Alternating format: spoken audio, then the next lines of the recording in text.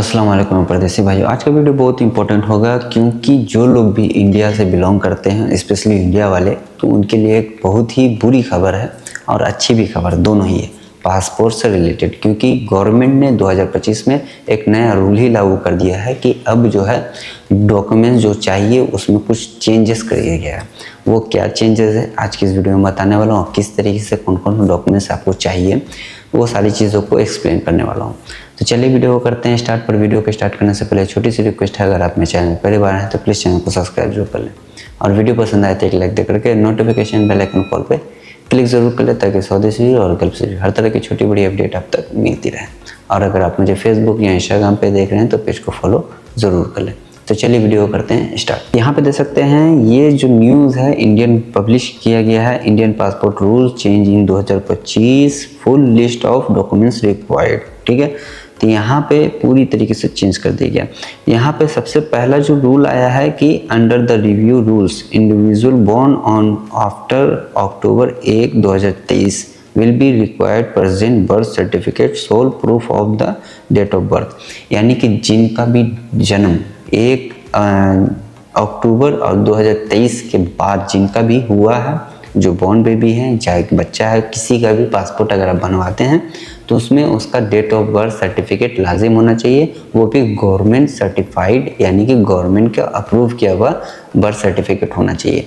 उसमें दूसरा कोई डॉक्यूमेंट्स नहीं चाहिए, बाकी सिर्फ एक ही पेपर चाहिए। ये अच्छा हो गया क्योंकि बाज़ दफ़ा लोग परेशान होते हैं। तो जो लोग भी बच्चा पैदा हुआ है, जो बच्चा है चाहे किड्स है जो भी है, तो अगर 1 अक्टूबर 2023 के बाद जन्म हुआ है उसका, तो उसके लिए सिर्फ और सिर्फ उनको सर्टिफिकेट के तौर पे यानी डॉक्यूमेंट्स के तौर पे उनका बर्थ सर्टिफिकेट जो कि गवर्नमेंट की तरफ से अप्रूव किया हुआ होना चाहिए, उसको आप वहाँ पे सबमिट करेंगे तो उनका पासपोर्ट ईजिली बन जाएगा। तो ये एक अच्छा चीज़ है कि सबको क्लियर हो गया है। अब यहाँ पे बात करेंगे जिनका 1 अक्टूबर 2023 से पहले का जन्म हुआ है, चाहे वो बच्चा हो चाहे वो अडल्ट हो, उनके लिए दूसरा रूल है, उसको आप लोगों को समझना बहुत ज़रूरी है। तो यहाँ पे देख सकते हैं लिखे हुए हैं under the review individual required the present. तो ये तो मैंने बता दिया कि बात का वाले का है। अब यहाँ पे acceptable certificate must be issues the registered date of municipal corporation. यानी कि जो लोग भी हैं जिनका डेट ऑफ बर्थ है या डेथ हो गया है 169 एक्ट के तहत, ठीक है, तो यहाँ पे it's simply required the application before the 1 October individual continue the provide and ultimated documents valid the birth special guidelines. अब यहाँ पे जिन लोगों का 1 अक्टूबर 2023 से पहले जिनका भी बर्थ हुआ है, तो proof of date of birth any one of the following for the one born before यानी कि पहले अक्टूबर 1, 2023 यानी कि 1 अक्टूबर 2023 से पहले जिन लोगों का भी जन्म हुआ, चाहे वो बच्चा हो चाहे वो अडल्ट हो, सभी के लिए, तो उसके लिए कुछ डॉक्यूमेंट्स को डिफरेंट किया गया। सबसे पहले जो डॉक्यूमेंट्स यहाँ पे बताया गया है, birth certificate issues by the register of Bihar and birth and the death और म्यूनसिपल कॉरपोरेशन और एनी अदर स्पेसिफिक अथॉराइज यानी कि गवर्नमेंट से सर्टिफाइड किया हुआ उसका पेपर बर्थ सर्टिफिकेट या डेथ सर्टिफिकेट होना चाहिए, जो कि 1969 एक्ट के तहत रजिस्टर होना चाहिए। उसके बाद सेकंड जो उसमें डॉक्यूमेंट्स बताया गया कि उसका ट्रांसफर स्कूल यानी लिविंग सर्टिफिकेट होना चाहिए इशूज बाय द जिस स्कूल में है उसका होना चाहिए, या फिर एजुकेशन बोर्ड सर्टिफिकेट होना चाहिए। उसके बाद जो तीसरा है यहाँ पे policy bond issues by public life insurance, यानी कि अगर किसी का लाइफ इंश्योरेंस पॉलिसी बना हुआ है जो कि कॉरपोरेशन कंपनी हैविंग DOB यानी date of birth holder issues insurance है, तो उसको भी आप सबमिट कर सकते हैं। उसके बाद copy of station service record of the application पे पेंशन अडेट, जैसे कि पेंशन का हो गया या फिर ड्यूटी या फिर गवर्नमेंट सेक्टर में जो लोग काम कर रहे हैं उनका कुछ पे वगैरह स्लिप होता है, उसको भी सबमिट कर सकते हैं, चल जाएगा। उसके बाद जो यहाँ पे है आधार कार्ड मैंडेटरी कर दिया गया है। उसके बाद इलेक्ट्रिक फ़ोटो चाहिए, कार्ड चाहिए, EPCA issues bye electronic commission of India, तो इलेक्ट्रॉनिक फ़ोटो चाहिए जो कि EPIC के थ्रू उसको अप्रूव होना चाहिए। Pan card issues by the income tax department, यानी कि पैन कार्ड भी आप वहाँ पे सबमिट कर सकते हैं। ड्राइविंग लाइसेंस भी आप सबमिट कर सकते हैं जिन लोगों का 1 अक्टूबर 2023 से पहले डेट ऑफ जन्म हुआ है, चाहे वो बच्चा हो चाहे कुछ भी हो। बच्चा है तो उसका जो स्कूल लिविंग सर्टिफिकेट वगैरह है वो डेट ऑफ बर्थ सर्टिफिकेट उससे काम चलेगा। जो अडल्ट हैं उनके लिए ये सब चीज़ है।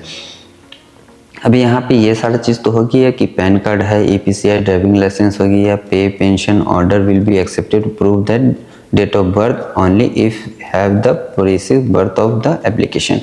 तो ये उन लोगों के लिए। अब डॉक्यूमेंट्स में प्रूफ एड्रेस, सबसे मसला यहीं पे फंसता है कि एड्रेस प्रूफ में क्या डाले बंदा। तो यहाँ पे एड्रेस प्रूफ के बारे में बता दिया गया है। वाटर बिल है, टेलीकॉम लैंडलाइन मोबाइल बिल है जो आप पे कर वहाँ पे सबमिट कर सकते हैं। इलेक्ट्रिसिटी बिल है, इनकम टैक्स का जो पेपर है वो कर सकते हैं। इलेक्शन कमीशन फोटो ID यानी कि वोटर ID कार्ड भी आप सबमिट कर सकते हैं। प्रूफ ऑफ गैस कनेक्शन यानी अगर आपका गैस कनेक्शन है उसको भी आप सबमिट कर सकते हैं। Suppose a part of passport copy, first and last page, including family details mention application name of the spouse, यानी कि जिन लोगों का भी किसी फैमिली मेम्बर का यानी किसी के माँ बाप का, पापा का या फिर हस्बैंड का बना रहे हैं तो उसमें उनकी वाइफ का नाम अटैच होना चाहिए, या फिर हस्बैंड का बनना है तो वाइफ का हो, या फिर उनके मम्मी पापा का उसमें नाम मेंशन हो। जैसे कि हस्बैंड का वाइफ का नाम अटैच होता है और बाल जो सन होते हैं या डॉटर होती है यानी बाल बच्चा जो भी होता है तो उसके फैमिली का गार्जियन का उसमें नाम मेंशन होता है। तो उस कंडीशन में आप उनका पासपोर्ट का भी कॉपी वहाँ पे सबमिट कर सकते हैं। Parents passport copy in case of minor first and last page, यानी कि अपने गार्जियन का, माँ बाप का, तो उनका भी आप पासपोर्ट का कॉपी यहाँ पे जमा कर सकते हैं। आधार कार्ड जमा कर सकते हैं। रेंट एग्रीमेंट, अगर आपका कोई फ्लाइट वगैरह है या होटल वगैरह है जो आप रेंट पे हैं और वो एग्रीमेंट किया हुआ है तो उसको भी आप एड्रेस प्रूफ के तौर पे अपना वहाँ पे सबमिट कर सकते हैं। Photo of passbook of running bank account, ठीक है। Scheduling public sector bank, scheduling private sector including bank and recognise rural bank only, यानी कि जो बैंक का पासबुक होता है उसको भी आप एड्रेस प्रूफ के तौर पे सबमिट कर सकते हैं, मगर उसके में आपका अकाउंट खुला हुआ होना चाहिए, वो एक्टिव होना चाहिए और वो बैंक भी जो है सर्टिफाइड होना चाहिए, बैंक इंडियन बैंक की तरफ से होना चाहिए। ये सारी चीज़ है। उसके बाद अकॉर्डिंग द पासपोर्ट सेवा online portal future UID Aadhaar card will be expect the processing of passport application, यानी कि यहाँ पे अगर आपका सब चीज़ ओके है तो आप आधार कार्ड वगैरह लेकर के जाएंगे तो आपका पासपोर्ट बन जाएगा। तो ये 2025 में new passport application required documents है जो आपको सबमिट करना पड़ेगा, इसके बगैर आपका पासपोर्ट नहीं बनेगा। तो ये बहुत ज़रूरी हो गया उन लोगों के लिए जो लोग पासपोर्ट इश्यूज़ हो रहा है, जिनका पासपोर्ट ही नहीं बन रहा है। तो ये बहुत ज़रूरी अपडेट है उन लोगों के लिए जो लोग भी इंडियन होल्डर हैं, इंडियन पासपोर्ट होल्डर हैं उनके लिए, ठीक है। तो आज की इस वीडियो में मैंने आपको पासपोर्ट से रिलेटेड क्या क्या डॉक्यूमेंट चाहिए और किन लोगों को चाहिए और 2023 से बाद जो पैदा हुआ उनको कौन सा डॉक्यूमेंट सबमिट करना है, और जो 2023 से पहले जन्म हुआ है जिनका उनको किस लिए कौन सा डॉक्यूमेंट सबमिट करना है, और एड्रेस प्रूफ के तौर पे आप क्या क्या डॉक्यूमेंट्स को सबमिट कर सकते हैं जिससे आपका ईजी वे में आपका पासपोर्ट बन जाए, ठीक है। तो आई होप कि मेरा वीडियो आपको पसंद आया। अगर पसंद आया तो प्लीज़ चैनल को सब्सक्राइब जरूर कर लें, और वीडियो पसंद आए तो एक लाइक दे करके नोटिफिकेशन बेल आइकन कॉल पे क्लिक ज़रूर कर लें ताकि स्वदेशी और गर्भ से जुड़ी हर तरह की छोटी बड़ी अपडेट आप तक मिलती रहे। और अगर आप मुझे फेसबुक या इंस्टाग्राम पे देख रहे हैं तो पेज को फॉलो ज़रूर कर लें। तो चलिए फिर मिलते हैं नेक्स्ट वीडियो में एक नए टॉपिक के साथ, तब तक के लिए